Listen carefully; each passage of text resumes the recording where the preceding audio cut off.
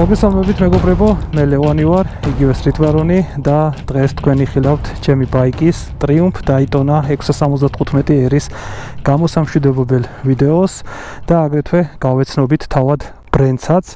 ძალიან მიყვარს ეს ბაიკი და დაწუნებული ვარ თქვენც და ვფიქრობ იმსახურებს ერთ ასეთ ეპიზოდს. 2022 წლიდან მყავს ეს ბაიკი და ფაქტობრივად ვიყავი ერთ-ერთი პირველი, ვინც ჩამოიყვანა ეს ბაიკი, ისე რომ ნანახი არ მყავდა საქართველოში და არც ჩვენი ქვეყანა იცნობდა ამ ბაიკს. ხოლო მათთვის, ვინც პირველად არის ჩემს არხზე, მინდა გითხრათ, რომ მე არ ვიღებ ცუდ მოტოებს და ყოველთვის ვამბობ სიმართლეს, რაც არის, მაგრამ მინდა გაგაფრთხილოთ წინასწარ, ის სწრაფია, ის ძლიერია და უბრალოდ ძალიან მაგარია.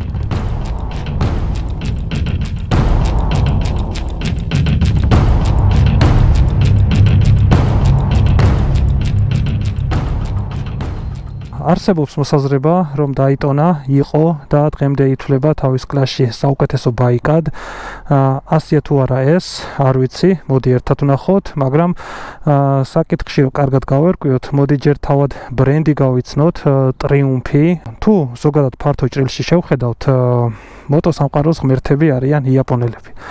და მათი საზომით Triumph-ი არის პატარა კომპანია. მაგალითისთვის Honda-ში დღეის მდგომარეობით მუშაობს 200,000 ადამიანი, Yamaha-ში 55,000 და ასე შემდეგ. ხოლო Triumph-ში სულ რაღაც 4,000 ადამიანი და როგორც ხედავთ, ეს მათთან შედარებით პატარა კომპანია, პატარა რესურსი აქვს, რა თქმა უნდა. Triumph-ის ისტორია იწყება მე-19 საუკუნიდან, 1886 წელს, როდესაც გერმანელმა ემიგრანტმა ინგლისში დააარსა ბრენდი, ხოლო 1887 წელს შეუცვალა სახელი და Triumph Cycle Company დაარქვა.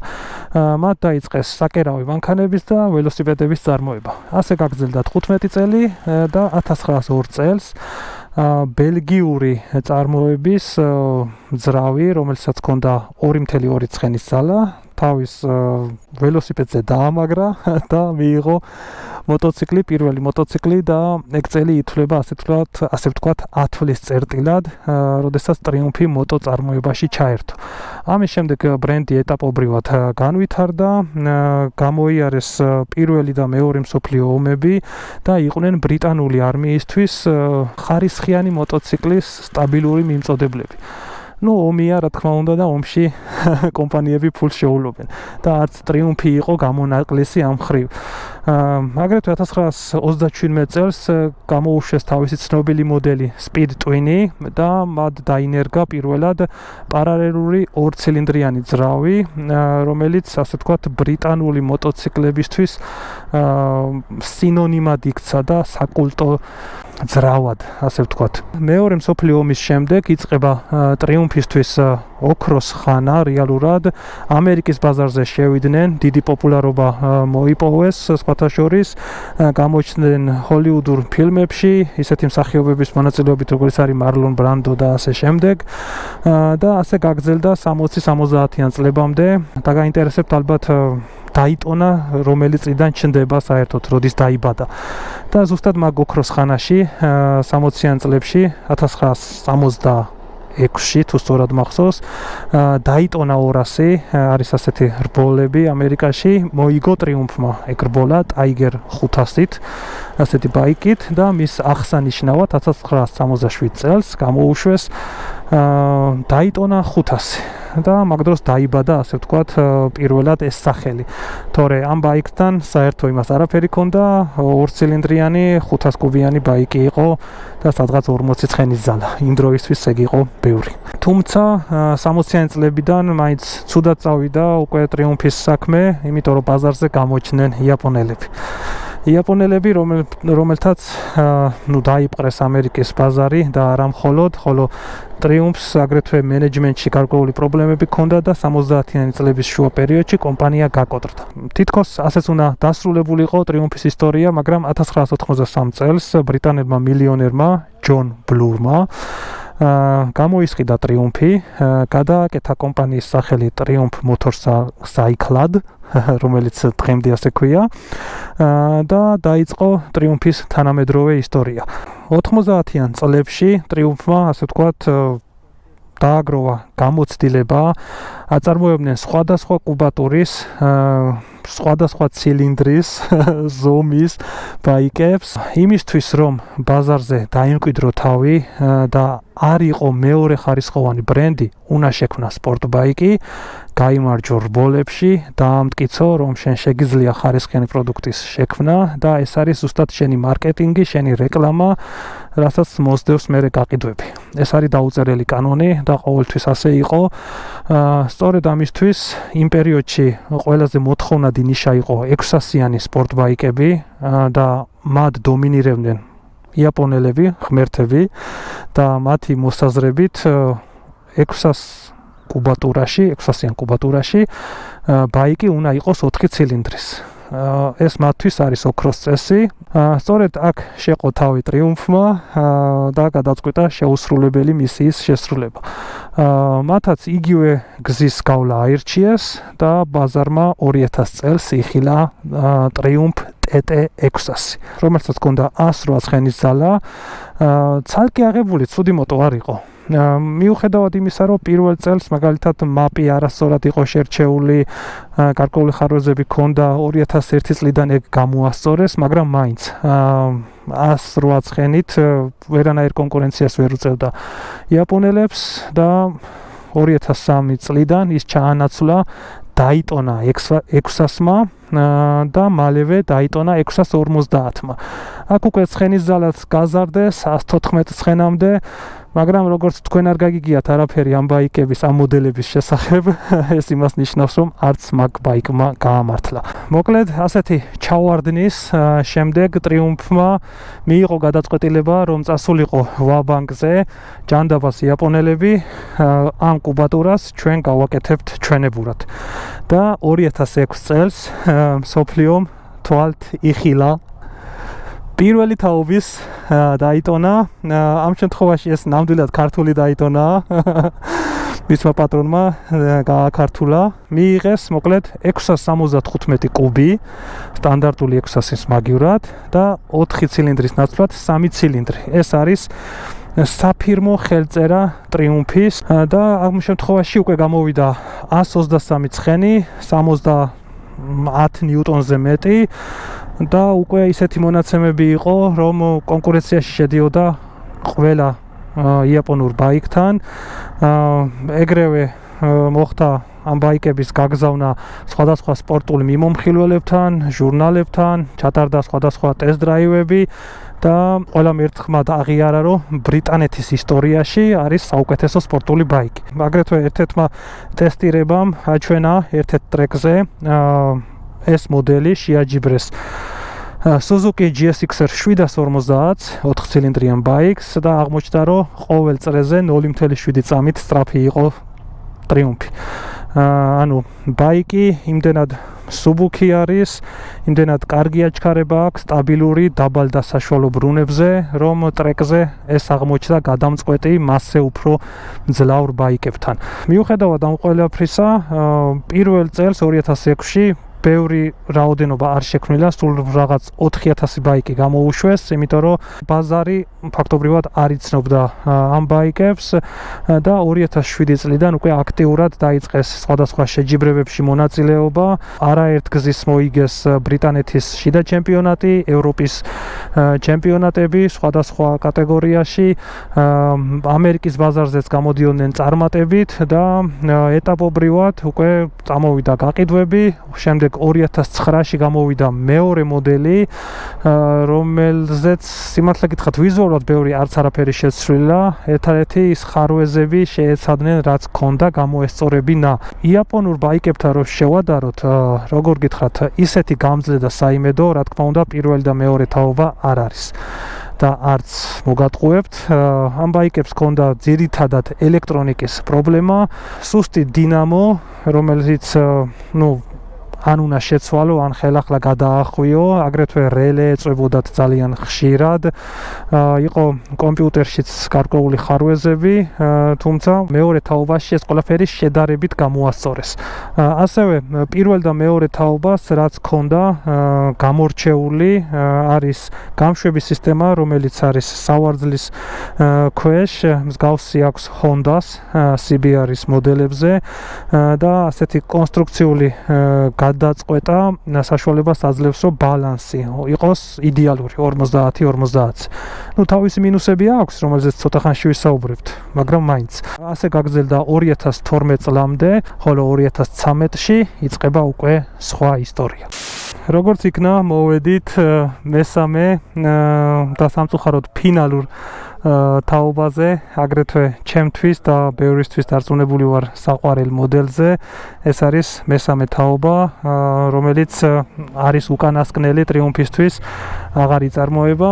მოკლედ მიღებული გამოცდილებით და რბოლებში მიღებული ცოდნით, ასევე ტრიუმფმა 2013 წელს გამოუშვა თავისი ფინალური ვერსია დაიტონასი და ამ წლიდან ფაქტობრივად ორად გაიყო წარმოების ხაზი. ერთი არის ჩვეულებრივი დაიტონა, რომელიც იაფიანი მაკომპლექტებლებით არის აწყობილი შედარებით და მეორე არის R ვერსია, რომელზეც შემიძლია თამამად თქვა, რომ ბრიტანული მოტოწარმოების შედევრი არის და ისმის კითხვა, რატომ?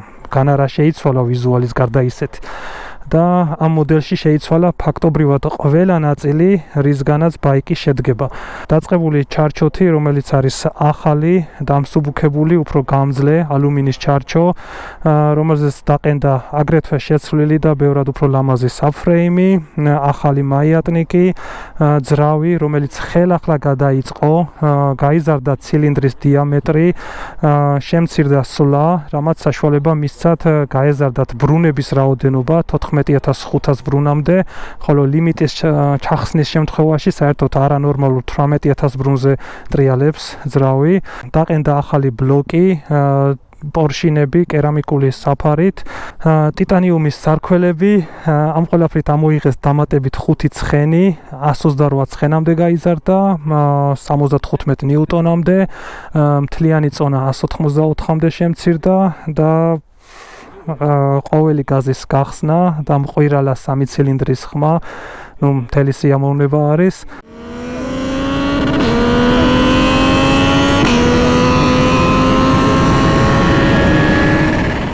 დაკიდება იოლინსი TTX 30 სრულად რეგულირებადი, დღემდე არც ერთი სხვა მწარმოებელი მსგავს ამორტიზატორს stock bikes არ აყოლებს ქარხნიდან და ეს ერთგვარი თამაშის შემცვლელი არის და უპირატესობა აქვს სხვა ბაიკებთან შედარებით სარბოლო სიტუაციებში. კარბონის დეტალები დამატებით, ოდნავ მეტი სიმსუბუქისთვის, სინამდვილეში კი უფრო მეტად სილამაზისთვის. როგორც უკვე ვახსენე, შეწყდა ამ ბაიკის წარმოება 2017 წელს და ამდენი ხნის შემდეგაც კი, რა ვიცი, დღემდე ერთ-ერთ ულამაზეს ბაიკად ითვლება და ჯერ არ შემხვედრია არავინ, ვინც იტყვის, რომ მახინჯი მოტოციკლიაო.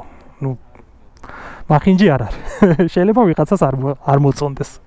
დანარჩენს კი უკვე გზაში ვიტყვით და ერთი ფინალური გასეირნება სხვა დაიტონებთან ერთად გველის წინ.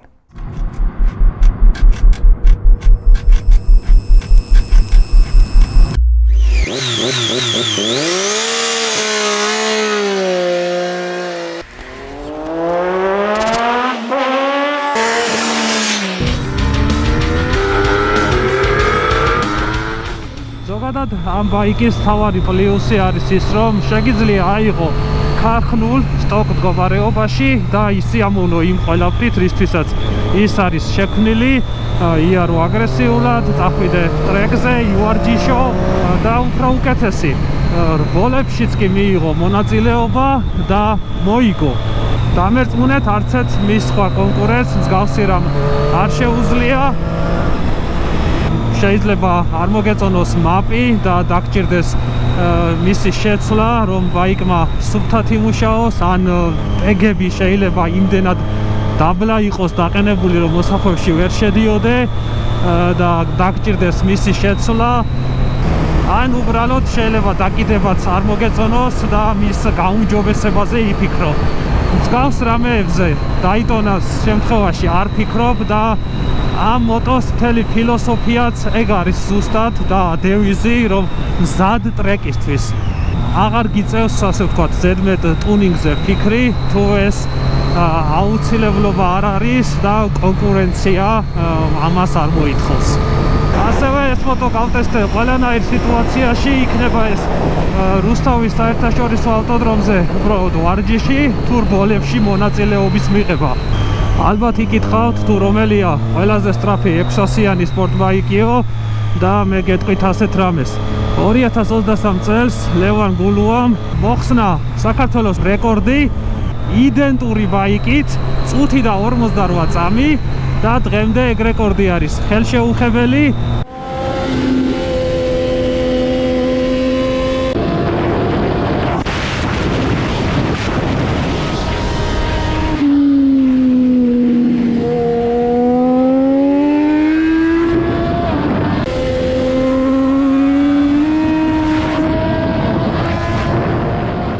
ასე რომ აქ გონი ორი აზრი აღარ არსებობს, მაგრამ თუ თქვენ ტოპ სპიდით ხელმძღვანელობთ, მაშინ ყველაზე სწრაფი ნამდვილად არ არის.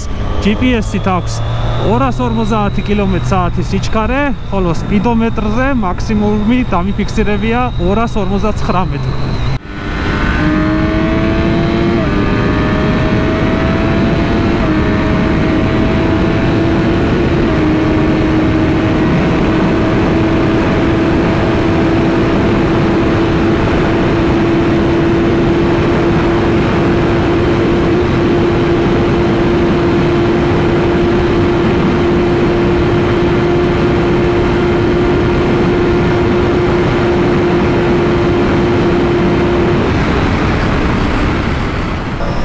იაპონელ კონკურენტებს კი დაახლოებით 260-265-ის განვითარება შეუძლიათ.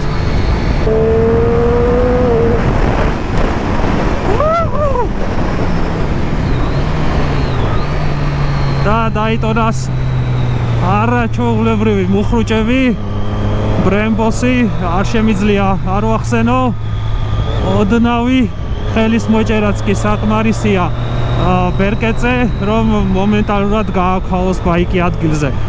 რასაც არაერთგზის გადაურჩენი ვარ სახიფათო სიტუაციაში და ყოფილა აგრეთვე ერთგვარი უპირატესობა რბოლების დროს. ბაიკი ასევე არაერთგზის გაიტესტა საქართველოს საუკეთესო გზებზე, ისეთზე მაგალითად როგორიცაა ალგეთის წყალსაცავისკენ მიმავალი გზა და საჩხერე ონის დამაკავშირებელი ახალი მონაკვეთი, სადაც ამ ბაიკის დარება უბრალოდ ერთი სიამოვნება იყო.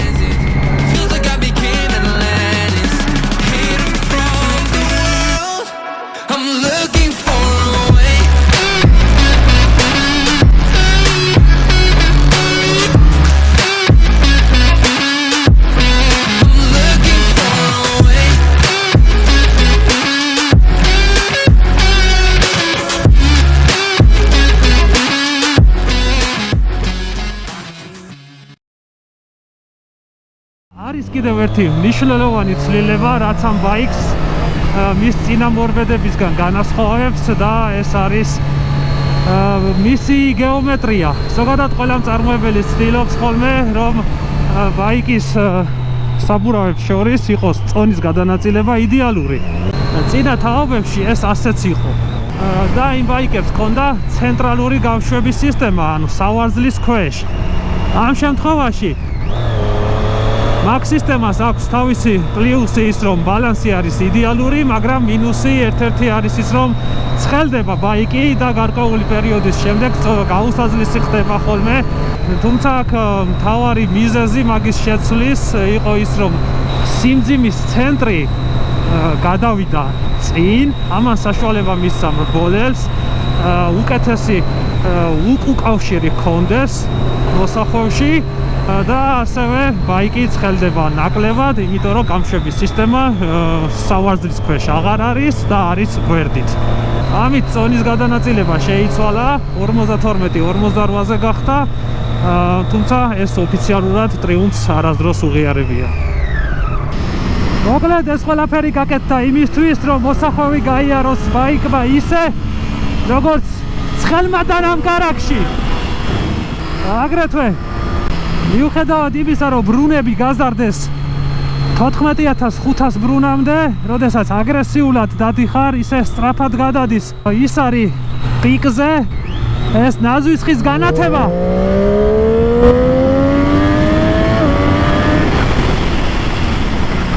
ზუსტად მაგისთვის არის, რომ არ გამოგჩეს სიჩქარის გადართვა. თუმცა მედალს ყოველთვის აქვს მეორე მხარე და არ არსებობს ბაიკი ხარვეზების გარეშე.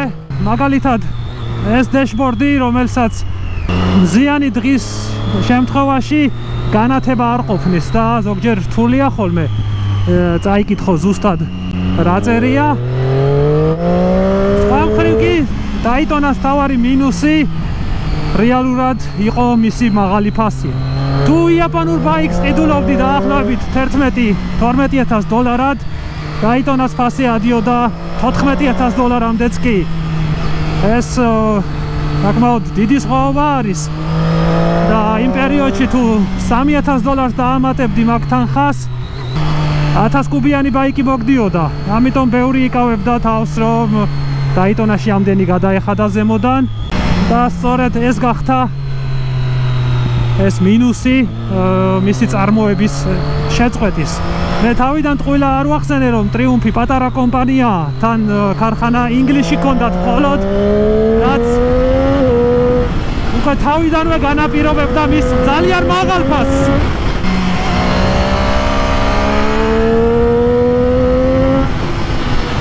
ხოლო ახლა მოახერხა ამ ბოლო დროს კომპანიამ ის, რომ აზიაში გაეხსნა მეორე ქარხანა, რაც საომავლოდ ისწევს წარმოების ხარჯების შემცირების საშუალებას, მაგრამ დაიტონას შემთხვევაში ისტორია დასრულებულია. ის 2017-ში დასრულდა და მხოლოდ 2 წლის შემდეგ გამოვიდა Moto 2 დაიტონა 765 ძრავით, შეზღუდული რაოდენობით 765 ცალი ევროპისთვის, 765 ცალი ამერიკისთვის. ეგ არის და ეგ. თუმცა ამ მოდელს რა მისიაც ჰქონდა, ის მისია შეასრულა. რეკლამა გაკეთებულია, ტრიუმფი ყველა მიცის, როგორც საიმედო ძრავების წარმოებელი ბრენდი დღეს, ასე იცნობენ ბაზარზე. არიან ძრავების მიმწოდებლები Moto 2 კლასში და ძალიან დიდი პოპულარობით სარგებლობს ასევე მათი სტრიტ ვერსიები, რომელთა გადაკეთება თავისუფლად შეიძლება დაიტონად. აგრეთვე პრობლემური იყო თავად ტრიუმფის მიდგომა მომხმარებლებისადმი და რაში გამოიხატებოდა ეს. ქარხანამ გააკეთა ისე, რომ კომპიუტერის დაცვა იყო იმ დონის, რომ მისი გვერდის ავლა პირველი წლების განმავლობაში ვერ ხერხდებოდა. შესაბამისად, ელემენტარული ჩეკი რომ აენთო ბაიკს, უნდა მისულიყავი სადილეროში კიდე ფასები დაბალი არასდროს არ არის და გამაღიზიანებელი იყო მომხმარებლებისათვის. თუმცა დღეს წლების შემდეგ ეგ უკვე პრობლემა აღარ არის და ნებისმიერი სოფტით შეიძლება კომპიუტერში ხელის ფათური და იმის გაკეთება რაც გსურთ. ასევე მეორე ფაქტორი არის ის, რომ როდესაც მოტოს ყიდვის წინ დგები, გაქვს ორი არჩევანი, ძირითადად ან ევროპული, ან იაპონური და არსებობს სამართლიანი ეჭვი, რომ იაპონური მოტო არის უფრო იოლის შესანახი, იაფის შესანახი და რა ხდება ამ მხრივ დაიტონას შემთხვევაში. 3-4 წელი რაც მყავდა, გარდა იმისა, რომ უტარდებოდა გეგმიური სერვისი, რაც ყველა მოტოს უნდა, ეს არის ზეთის შეცვლა, საბურავები, ანტიფრიზი, სამოხრუჭე სითხე, ხუნდები და ასე შემდეგ. ტექნიკური ხარვეზი სულ იყო წყლის ტემპერატურის სენსორი, რომელიც გამოვიდა მწყობრიდან და ბაიკმა წყალი აატუხა. მოკლედ თავის სენსორიან, ხელობიანა, სულ დამიჯდა 100 ლარი და მთელი პრობლემა ბაიკის ამ პერიოდის განმავლობაში იყო სულ ეს. და რა ვიცი, ასე იმსხვრევა მოტო მითები. წვიმა იწყება და ალბათ ასეც უნდა დასრულებულიყო დღევანდელი ეპიზოდი. წინასწარ ვიტყვი, რომ ძალიან მომენატრება, იმიტომ რომ ამ ბაიკში არის ყველაფერი ის, რაც ზოგადად მიზიდავს სპორტ ბაიკებში და მინდა გითხრათ, რომ ყველა 10 წლეულს ყავს თავისი გამორჩეული ბაიკები და ეს მოტოციკლი ტრიუმფი დაიტონა 675R და უნდა ვთქვა აუცილებლად მისი მთავარი კონკურენტი R6 Yamaha ბოლო თაობის S2 ალბათ 2010-იანი წლების ყველაზე გამორჩეული სპორტ ბაიკები არიან თავიანთ კლასში და ბოლოს დავამატებდი იმას, რომ თუ თქვენ გაქვთ სურვილი და შესაძლებლობა რომ იყოლიოთ ეს ბაიკი, მე გპირდებით ერთ რამეს, რომ მისი ტარებით მიღებული გამოცდილება იქნება განუმეორებელი, ხოლო მისი ვიზუალი გამოგარჩევთ ყველგან და ყოველთვის. ეს ბაიკი შექმნილია ერთადერთი მიზნით, რომ გაიაროს მოსახვევები ისე სწრაფად და სუფთად, როგორც ცხელმა დანამ კარაქში, მოხსნას რეკორდები და დააწესოს ახალი ლიმიტები. ასევე დასაფიქრებელია ის მომენტი, რომ დღეს 2025 წელია, ეს ბაიკი უკვე 8 წელი შესრულდა, რაც აღარ იწარმოება, თუმცა ის კვლავ საუკეთესოა.